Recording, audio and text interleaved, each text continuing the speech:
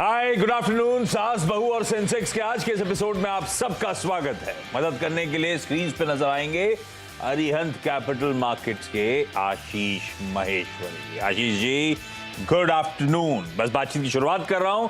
Toll free number, WhatsApp number, Twitter ID please screen पर रख दीजिए। आप लोग रीच आउट करिए। आने वाले शोज में आप लोग की क्वेरीज इस प्लेटफॉर्म के थ्रू हम लोग रेज करेंगे। ये उम्मीद है, क्या प्रॉमिस के साथ छोड़े जाता हूं। लाइए मार्केट स्क्रीन्स पर। और भारतीय बाजार एकदम फ्लैट, ऑफ डेज लोज कह लीजिए, लेकिन इस समय एकदम फ्लैट, कल के क्लोजिंग लेवल्स के आसपास। महज 10 पॉइंट का उछाल निफ्टी में इस समय आपको नजर आएगा। ये कहानी। और रिलेटिवली अब निफ्टी बैंक कल भी एक शेड बेहतर था और आज सुबह भी डिस्कशन यही था कि निफ्टी बैंक लग रहा है कि एक पॉकेट जो ज्यादा बेहतर प्लेस्ड है। 1/4 1/3 फीसदी के उछाल के साथ निफ्टी बैंक ट्रेड करता हुआ और ब्रॉडर मार्केट बिल्कुल इवनली पॉइज्ड इस समय नजर आएंगे। तो लैकलस्टर कंसोलिडेशन, कल उस कंसोलिडेशन के बीच में हमने जाते जाते अच्छे मूव्स आते हुए देखे थे। आज तो टोटली लैकलस्टर इस समय ट्रेड बनता हुआ। देखते हैं अब सेकंड हाफ कैसा पैन आउट होता है। लेकिन मैं बेसिक प्रॉमिस की शुरुआत कर रहा हूं सवाल जवाब के सिलसिले की। आज हमें कोल्हापुर जाना है, आज हमें कोलकाता जाना है और साथ साथ पौंडीचेरी नहीं, पुदुचेरी अब बोलते हैं।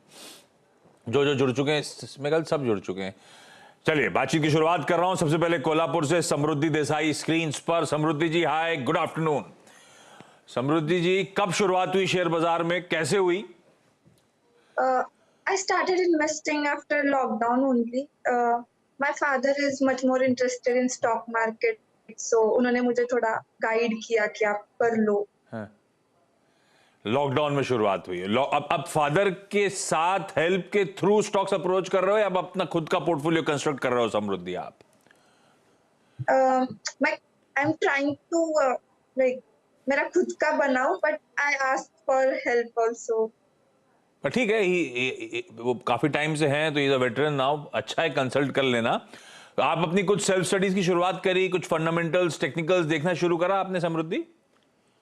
जी, मैंने थोड़ा स्टार्ट किया था, पर स्टार्ट में कुछ समझ नहीं आ रहा था। बहुत ऐसे कंफ्यूजन था, कुछ टर्म्स पता नहीं थे।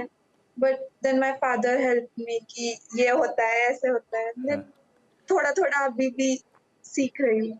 बिल्कुल ठीक है, वो तो खैर सीखते तो सब लोग पूरे टाइम है ही हैं, सीखते ही रहते हैं। बल्कि समृद्धि, पहला इंपॉर्टेंट क्वेरी जो महेश्वरी सर के लिए है।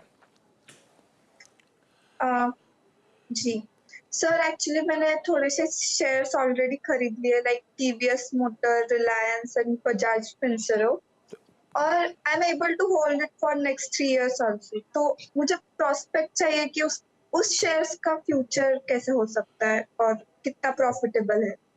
पहला टीवीएस मोटर उठाता हूं। टीवीएस मोटर स्क्रीन पर है। समृद्धि, हमने लॉन्ग टर्म के लिए लिया था। हाँ ठीक है, बाइंग टीवीएस मोटर्स। वैसे ध्यान रखें, ऑटो टू व्हीलर मैन्युफैक्चरर्स में सबसे अच्छा परफॉर्म करने वाला स्टॉक। तो स्टॉक तो सही चुना आपने, मोमेंटम स्ट्रांग था। मैं देख रहा था ब्रोकरेजेस के भी बहुत अपग्रेड्स आते हुए। आशीष सर, ये लॉन्ग टर्म के लिए टीवीएस मोटर सबसे प्रेफर्ड टू व्हीलर प्ले है कि नहीं? और मेरी 1026 की बाइंग है, मेरी बाइंग से 100 रुपए ऊपर चल रहा है, तो थोड़ा सा कंफर्ट है स्टॉक को लेकर। रख लूं लंबी अवधि के लिए या नहीं? इनफैक्ट आशीष, आपको ध्यान हो तो ये हमारा दिवाली से दिवाली तक वाले शो में मेरे तरफ से एक टीवीएस मोटर ही था। तो मैं भी काफी बुलिश हूँ, जैसा समृद्धि जी बुलिश है। तो मैं भी काफी बुलिश हूँ टीवीएस मोटर के फ्यूचर प्रोस्पेक्ट्स को लेकर। और मेरा मानना है जितना market share hero MotoCorp, Bajaj auto का कम हो रहा है, वो सारा जो टीवीएस मोटर है वो उसको कैप्चर कर रहा है। और उसके पीछे रीजन ये है कि जो उनके बाइक की जो प्राइसिंग है, जैसे ई बाइक है, कोई iQ जो 1 लाख रुपए के आसपास है, और जो प्रीमियम बाइक है उसमें तगड़ा कंपटीशन दे रहे हैं वो इन दोनों कंपनियों को।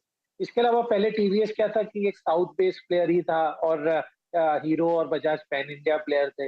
अब टीवीएस ने भी अपना जो रीच है वो पैन इंडिया बना लिया है। तो यही सारे रीजन है जो आप देख रहे हैं कि मुनाफे में कंटिन्यूस इंक्रीज है।